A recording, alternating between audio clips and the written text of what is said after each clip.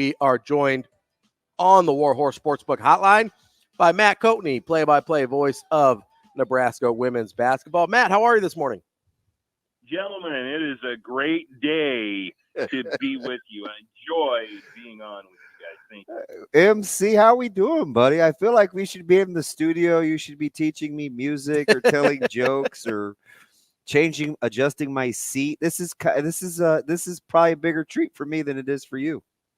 You know, I enjoy our football broadcast so much because DB doesn't realize he's on the radio. He thinks he's a public speaker because he's working the room. He's looking at Sharpie, then he looks at Benny Mac, then he turns to the back row and looks at me, then he looks at the field like he's addressing the game officials. Eye contact on radio is first team All-American. It's a bad habit. I'm telling you, Coach, I got it from my dad. He's like, you need to look at who you're talking to so they know you're talking to them. So I'm constantly doing that. I apologize. I know, it's the greatest thing in the world. It makes me pay attention. I can zoom off his face. And I'm like, nope, DB's going to look at me. I gotta get my contact. And you're like 15 feet's an exaggeration. You're like 6 feet above me in the catbird seat, too. So I'm like breaking my neck. I'm like, Coach, what do you think? Like, what are you seeing? Well, Matt, I'm glad that he's not just helpless with me and that his other jobs, people have to help him with menial tasks like fixing his chair height and stuff as well. Have you ever sat in a chair after Damon Benning?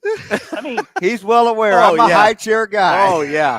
I used to go at the old studio. I used to just ride that thing down like an elevator, just like all the way to the bottom floor. Yeah. He's basically standing up. I don't know why he has a chair. You have got to have been a veteran of spaghetti westerns in order to get in a Damon Benning chair. I mean, you could be a professional rodeo rider if you can follow Damon Benning. Do you remember that first day? Limbo underneath the height of that chair every time. I wouldn't even have to duck. I'm just walking right a couple under. Of years ago, and Coach like, who's sitting in the high chair? I mean, I thought it was a joke the first time I came in after DB was in our studio. I'm like, nope, that's just how it sits. I'm sorry. I'll get better. Matt, I wanted to go back to last week where obviously you had that great game between Nebraska and Iowa. Everybody's there kind of watching to see if Caitlin Clark can break the all-time scoring record. And all of a sudden, a Nebraska comeback sort of broke out. How, as you're watching that and kind of as you're preparing for that game, it's kind of challenging being the broadcaster on the other side of history, right? Or potentially on the other side of history. How did you prepare for potentially having to call that moment? Obviously that didn't happen, but I'm sure it's something you thought about. It's something I thought about. I got interviewed a lot last week, and everybody asked me the same question you just asked me. How are you going to handle it? And I said, this is the Huskers radio network, not the Caitlin Clark radio network, and certainly not the Iowa radio network. We're going to pay the proper respect to the moment. Obviously, I vote on many, many national committees. I've been part of women's sports since 1982, since the first year of Division I. I have great respect for all women's sports, but my listening audience cares about Jazz Shelley and Alexis Markowski. And so that was my focus. And the other thing that Jeff Reich and I consistently told people was we've seen the Nebraska program beat the number 2 team in the nation before. That happened in 2005 when eventual national champion Baylor fell on the Devaney Center. And I said, a team that gets overlooked is very dangerous. Mm-hmm. And I said, and we're not going to forget that on our broadcast. And I don't think we did. We gave the Caitlin Clark story its due attention, certainly, but there were lots of other outlets. If you really wanted to know all about Caitlin Clark that you could tune into, we wanted to make sure the Nebraska story was well represented and well covered. This team is a perfect example of expectation levels kind of being fluid. I thought, you and I talked about this, I think early on I was like, oh my gosh, this Nebraska team may be better than I thought at this particular juncture from what I thought during the regular season. And as it's playing out, you have the big win, and most recently you're in Columbus, and kind of took that one on the chin. And Ohio State is good. That was the only other team at the time to have beaten Iowa. When you're looking at staying in the moment, where is this basketball team relative to what you thought you were getting at the beginning of the season? Well, it's all about Natalie Potts, okay? Because there was a big chunk. When I know you and I talked about this, when Allison Widener went down, that was a gut punch because Widener gave Nebraska the ability to come off the bounce from the wing and get to the free throw line, and an elite wing defender. You don't just replace those people.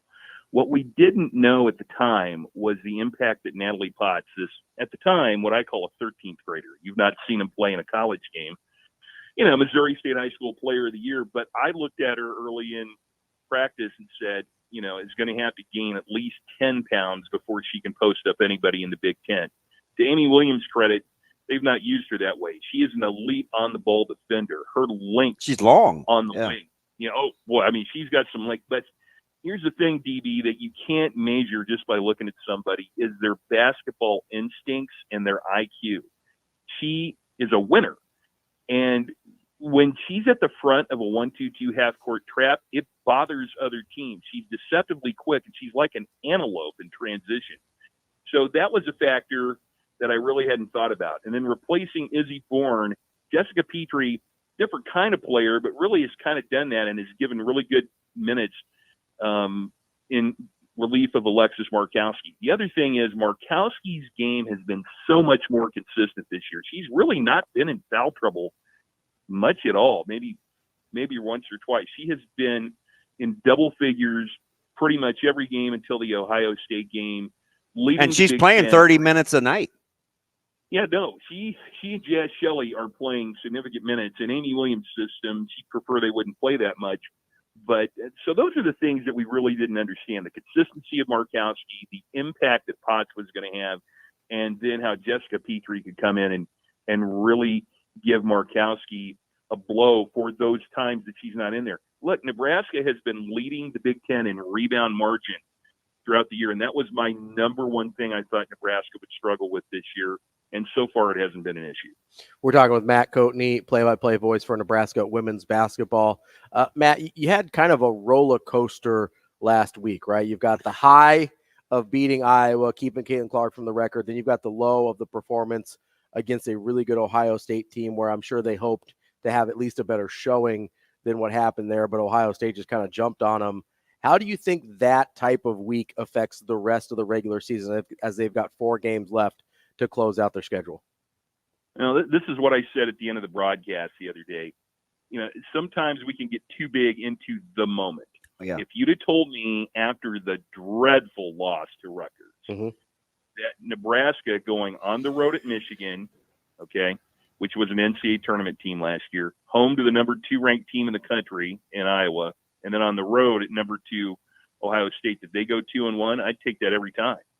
Okay, so if you start looking at the season in chunks, you take a look at that 3-game stretch. That was a pretty impressive stretch by Nebraska. And throughout the margin, Nebraska had 1 day to prepare for Ohio State, coming off all the afterglow of that. And I talked to Kevin McGuff. I've known Kevin McGuff, Ohio State's head coach, for about 20 years. He came up after the game to talk to me, and he said, "Look, you didn't sneak in here." He said, "We wanted to break that number 2 jinx. Pretty much every week, if the number 2 team in the country gets replaced like it did this week, that new number 2 has lost." And Ohio State didn't want to be the newest victim of that. But the other thing I'm going to say here is that coming up, Nebraska has their final 4 games, 2 at home and 2 on the road, all winnable games. And I even hate saying that because people are like, oh, well, you'll be favored in these 4 games. Well, Nebraska lost at home to Rutgers, okay? You have got to not think of these 4 games in that stretch, but since we're talking about it, we will. Nebraska has a really good chance. If they can go 3-1 in this stretch, then I feel really, really good about this season. They erased the Rutgers loss with the win over Iowa, and maybe erased it and then times 0.5. If they just take care of business in 3 of the last 4 here, their NCAA tournament chances, I think, are really good. So, Matt, when you look at kind of everybody always talks about 20 wins. that's definitely changed, in my opinion. It's like winning 200 games in baseball as a pitcher, or 300. Like, you have to kind of adjust your eyeballs in terms of what 20 means. But you do go 3-1, and obviously March 6th, I think, starts the first round of the Big Ten tournament. Is Nebraska, in your opinion, able to handle not looking ahead, but thinking big picture? Is this a team where you look at their maturity and you're like, okay, we can speak it into existence, but still stay dialed in the moment? I think so, and here's why. One of the things I asked Amy Williams before the Iowa game was, how have you kept your team focused and away from the noise here on Super Bowl Sunday with the Caitlin Clark circus, is what I called it. And she said, we've embraced it. I told everybody, you're not going to go through this again, so let's enjoy it. And I think I really like that. That was refreshing from a coach, I thought. She's so stinking competitive. Yeah.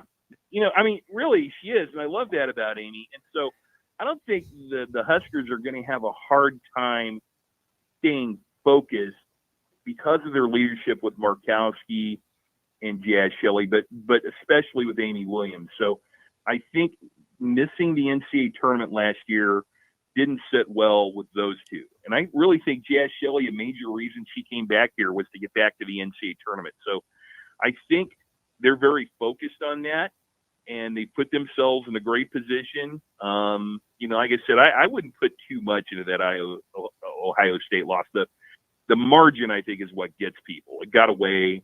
Look, Ohio State, I think, is a Final Four team. They've got they got a lot of pieces. 8 graduate students or second or fifth year seniors. They're grown women. Hey, and how about how they weathered the storm against Iowa to come back and win that game when they trailed for a good portion? I mean, I love I'm watching, obviously, Matt, and I'm like, their poise, I think, is undersold. No, it is. And what enough people aren't talking about is they added Celeste Taylor from Duke as a fifth-year graduate student. She was the ACC Defensive Player of the Year. And I talked to Kevin McGuff about this just in private after the game. I said, Kevin, you have always tried to slow teams down with that suffocating backcourt trap. But then the knock on you has always been, if you can get Ohio State to play four-court defense, they're vulnerable. He goes, oh, yeah. I said, not anymore, not with Taylor. That's a whole different dimension. So they're the complete package. And the difference between Ohio State and Iowa is if we were playing a Red Rover game, you'd Red Rover and call Caitlin Clark on over, and that's it if you're Ohio State. There's nobody else on Iowa team that you're going to replace. Ohio State's got a great starting five and a really good bench. And that's why I think they're the complete package. All right, I'm going to get you out of here on this, Matt, because I love your kind of analogies, and usually it's music, sometimes it's food. You're just creative. I refer to Jazz Shelley as kind of this reluctant superstar, right? She's very other-centered. She's super good-natured. People forget she was a 4-star coming out. She's very, very capable. When you look at like her game and what this team needs, how much is she fighting her personality versus, I think deep down, you know what, DB, she's got it in her. Like, what's that kind of balance look like for you down the stretch here? I see where you're coming from there. I think that Jazz was pretty candid after the Iowa game that she's been in a funk lately, and she's kind of finding herself. I really think it has taken her this long to learn how to play without Sam Haiby. Good point. I think sometimes, you can have great players around you, but if you're not used to playing with them, you kind of have to relearn how you do things. And I don't think Jazz necessarily is a reluctant superstar. I think she's trying to figure out how she does that with the group of people around her.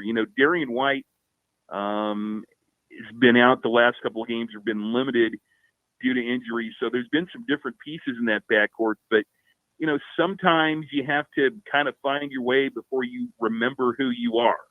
And I think what really is helping Jazz right now is that her grandparents are here and her mom is in country, and they're going to be here through the Big Ten tournament. Oh, nice. And you can just see a calmness with Jazz Shelley with her family here. And I think that is something else. And also never forget, Izzy Bourne, went on and played in the pros, and that's a similar aged Aussie. And Jazz hasn't had her around this year. So it's been an adjustment period for Jazz. Happy she's come back. I really think that Iowa game gave her a huge boost that, hey, I am who I am, and this is how I do it. So that's what I think that we're going to see. Missing 25 minutes from Darian White too, like that. That's a good point, man. I don't want to undersell that. She logs heavy minutes. And and Darian wanted back for that Iowa game. I think probably most people would have set out that Iowa game. Darian went out there, looked like the Bionic Woman out there with that leg wrap on. Tough. Yeah, I could drop the Bionic Woman. There's people out there going, what is he even talking about? Hey, I actually, so when I first started streaming, one of the there's three things that I went back and watched: The Incredible Hulk, The Bionic Woman, and The $6 Million Man. Steve Austin, a man barely alive. We can rebuild him. One of the greatest openings in television history. Yeah. You kidding me? That was great. Maddie, shout out Lindsey Wagner. Let's go. Absolutely.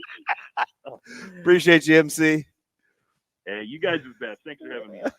That's Matt Coatney, play-by-play voice for Nebraska women's basketball. That last few minutes there was just a couple of old dudes remembering stuff that I wasn't born for. Oh, man, the Bionic Woman, that was legit. I'm aware of the $6 Million Man. Like, I know the opening and stuff like that. I didn't really watch it. I'm aware of The Incredible Hulk because Lou Ferrigno, I was like really into bodybuilding for a while, so I got the Lou Ferrigno deal. It's a great television show. Did I ever it tell was you a great viewing night. That I was in the same room as Lou Ferrigno once? What, were you guys like benching together? No. Put like 1-year-old Ravi? This was the randomest thing in the world. So Give me the weights. My ex before. Was he at Comic-Con? No, he was over. I met him at. Oh, go ahead. No, go ahead. I was going to say, you mentioned Comic-Con. I met him at a World of Wheels. Wow. No, he was over here across the street at a wedding at this hotel over, I think an embassy over here. So my ex, before we were married, worked over there. This is a great story. I remember you telling me this. Yeah, she worked over there in the banquets, and they used to have all these weddings, especially like Indian families. They would have a ton of weddings over there. I don't know why. That's just where the Indian families have their weddings. I didn't personally, either one, but so we. Can you imagine me saying? Oh man. That's where all the black people get married, man. I mean, I don't know why, man. That's just where all the brothers get married. It just is. Like, I don't know. They like the embassy suites over there for some reason. But I don't even know where that would be. So I am not going to say any comments. Yeah, please don't. Because I knew what was coming. There was going to be some snark in there. Nope, You're not like, a word. I'm just moving on to my Lou Ferrigno story. So I'm done. To be clear, I was not invited to this wedding. My ex is just working the wedding. You right? weren't like the others? And so she texts me and she goes, "Hey, there's an Indian wedding going on here. You should come crash it." Were you offended? No, I wasn't at all. I was like, absolutely. My first question was open bar ? Because I mean, like if you can get a drink, it doesn't matter if you kick you out or not. Like worth the time, right? So I like get all suited and booted and whatever. Like I get all dressed up and like wearing the suit and everything. And I roll up to the embassy to go to this wedding. And is this pre-wedding crashers? No, this is post. This is okay, post. Okay. But I mean, listen, if I'm being totally honest here, my dad probably knew one or both of the families. Oh my gosh, here we go. Listen, my dad's a very social creature. And a lot of the Indian families, they go to there's only the one Indian or Hindu temple here. So like there's a lot of overlap. Okay. And so I roll up to this wedding. First thing I do, I go to the bar, get my drink. That way, if I get kicked out, it's a win, right? Yeah. So I'm getting there as they're kind of doing some speeches and stuff. Mm-hmm. And I go sit in the back. And one of the speeches, the guy goes, "Hey, I want to thank Lou for being here. Came all the way from Florida." And I'm like, that's weird to just single some guy out. And then Lou Ferrigno stands up out of the middle of 400 Indian people, you've got the Incredible Hulk. I might have just killed Damon.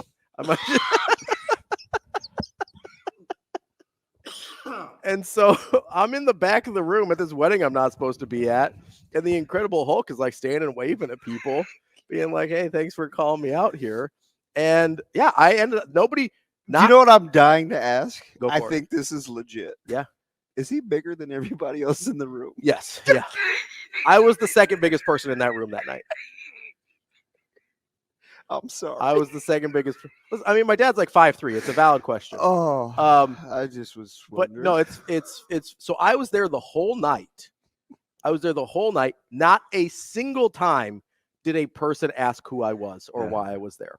Just completely under the radar. Just act like you belong, huh? Absolutely. I was wearing the suit. I didn't know this at the time. I ended up dancing with the bride's sister for most of the night. No one asked who I was. Me and the DJs were like taking shots of Patron because apparently like Indian people love Patron. I didn't know that was the thing, but I guess it is.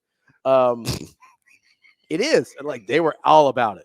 And so me and the DJ and then this guy do you think Sasha has the shakes right now, or you think she's good? I'm just telling a personal story about a thing that happened in my life. I don't know how this is problematic at all. I would not have guessed Patron. I wouldn't have either. But it was like the thing that everybody, because I was sort of a hit at this wedding. So a lot of people were like, hey, let's go get a shot with this guy. So maybe they knew I wasn't supposed to be there, but they were happy I was there anyway because I was having a good time. So they were just like, hey, let's go get a shot with this guy. And every single time it was Patron. Every time. It may be where my affinity for tequila comes from, to be honest. It was like, man, that was a fun night. I enjoyed tequila. But no, and so I am there till the very end. Dancing with the bride's sister. I'm dancing like back to back with the groom at one point, and he just looks over at me. I was like, yeah, what's up? No one ever asks who I am. So I'm there, and I am not well to drive home, right? And so I asked my ex who was working the thing. I was like, hey, can you give me a ride home?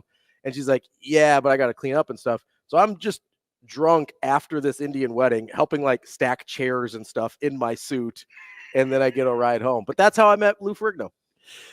Oh, You have any follow-up questions? It seems like you have a lot of things you want to say. I'm glad it's just not always me like that steps in it during story time. How did I step in it? I thought that was a flawless story. I didn't think there's anything weird that happened there. No. That's true. All of that happened. No generalizations. No. It's not generalization. All those things. Stereotyping. Nothing. There's no generalizations. All those things actually happened. Oh, I'm with you. All facts. You didn't get Lou mad or anything, did you? No. Yeah, we wouldn't. We wouldn't like it when he's angry, right? Exactly. Coming up next, probably more of the show, unless they kick us off the air. That's DB. I'm Ravi Lulla. More Hurrdat Sports Radio coming next.